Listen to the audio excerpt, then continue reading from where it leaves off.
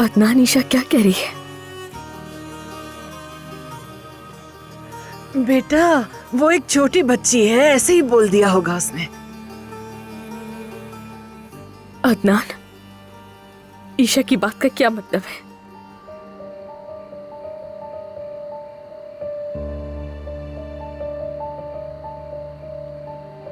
ज़मरुद, देखो मैं तुम्हें सब कुछ बताता हूँ।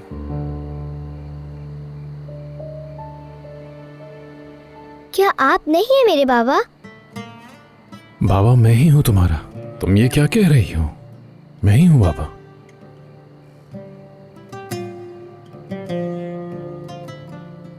मगर ये तो कह रहे ये मेरे बाबा हैं, तो आप कौन है?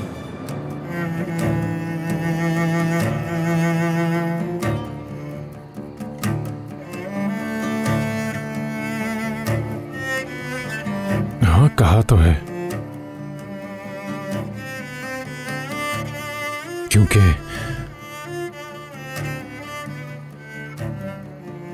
क्योंकि ये भी तुम्हारे बाबा हैं। बेटी अदनान, तुम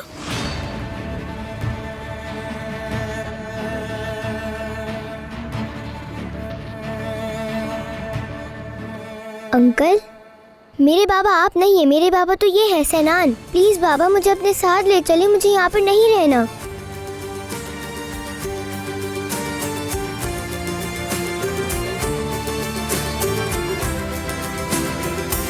देख लो सच्चाई अपनी आंखों से। मेरी बच्ची को छीनकर हशर बिगाड़ दिया।